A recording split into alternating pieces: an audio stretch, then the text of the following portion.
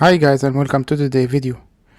Within this video, we're gonna see how we can extract the Cortex-M microprocessor interrupts and exception numbers out of the anterior registers. And we will demonstrate this extraction using some demo running on STM32 microcontroller.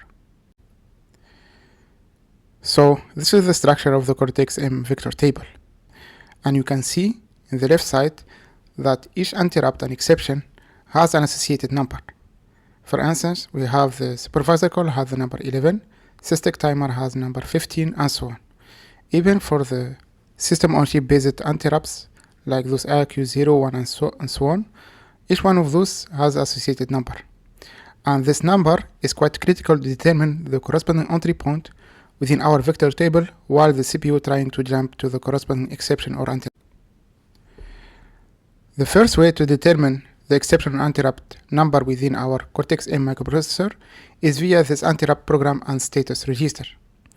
This interrupt program and status register is part of this what is called IPSR registers, and it has the single field IPSR underscore number. For instance, if we get a cystic exception, then this field will be updated with number 15 because our cystic timer has this number 15 associated with it within our vector table. If we got, for example, a hard fault, then this field will be updated with value 3 because our hard fault has this number 3 associated with it within our vector table, and so on. The second method to determine the exception interrupt number within our Cortex-M microprocessor is via this SCP underscore interrupt and control status register. This register is part of what is called system control block registers, and hence it will have a memory mapped address. This register will have two fields that are matching basically the interrupt or exception number. First field is for the pending interrupts and exceptions, and the second field to indicate the active interrupts or exceptions. Pending means we have already the exception interrupt signal raised, but it was not served yet by the CPU, so we didn't jump yet to the corresponding interrupt or exception number. Active means the CPU has already jumped to the exception or interrupt handler and started executing basically within those handlers. To get the exception or interrupt number, you can just look into this active field to get basically the current active interrupt or exception number. This pending field is useful later on, for instance, if you want to get an idea about the pending interrupts and exceptions that are not yet served yet, for instance. So guys, this is our Keil-MDK project. It has been compiled for an ARM Cortex-M based platform. The hardware in use is an STM32 microcontroller. The binary has been already loaded into the flash memory, and we have already started a debug session. My code first of all consists of triggering hard fault by accessing some unmapped address. So this address is not supported by our STM32 microcontroller. Hence, accessing this unmapped address will trigger, of course, a hard fault. Right now, we'll try to get basically the exact number of the exceptions that has been triggered via, first of all, the IPSR register, and to be more precise, this IPSR field. Secondly, actually via this ECSR register or interrupt control status register. And this is the base address of this register. Right now you can see it is 0, so there is no active or pending interrupts or exceptions. Now let's go. Now, first of all, we are here in our hard fault handler.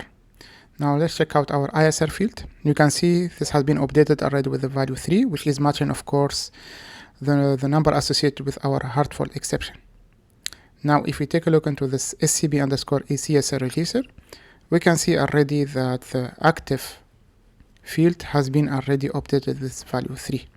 So using basically those two registers, we can confirm the number of our triggered exception or interrupt.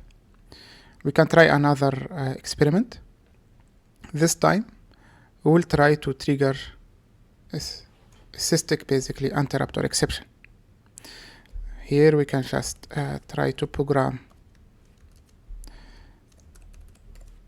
our cystic register to trigger basically this internal exception. First of all, I need to disable the cystic. Maybe it was enabled already.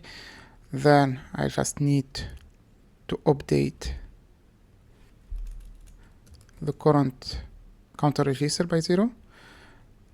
Then I will update the reload register, so this value will be loaded into the counter register once we enable the sysdig, and then the sysdig will start decrementing until it reaches zeros. Once it reaches zero, it will trigger basically the corresponding exception. So that one I can just put this value, and finally I will enable again the sysdig. 7 means the sysdig is enabled. I selected the CPU clock as input clock for my sysdig block, and finally I enabled the generation of the sysdig timer exception. And here I need to define maybe my sysdig handler.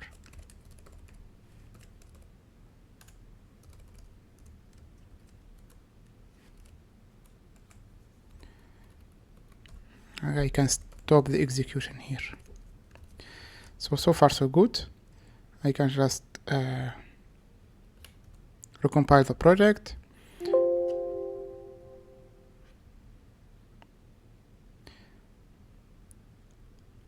Load it again into flash memory. Start another debug session. And start again.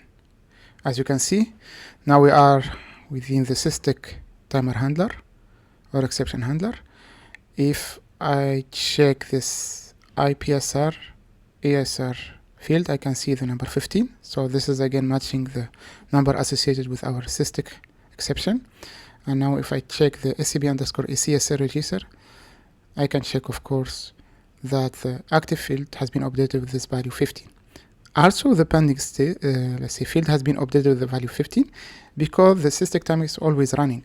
Hence, we'll have a lot of exceptions, one after the other. Hence, we are here in the active, but there is already a pending sysdig timer exception because we have already stopped the execution. So this was not, let's say, finalized. So the sysdig timer didn't stop the counter itself, and there is another exception that is waiting to be served.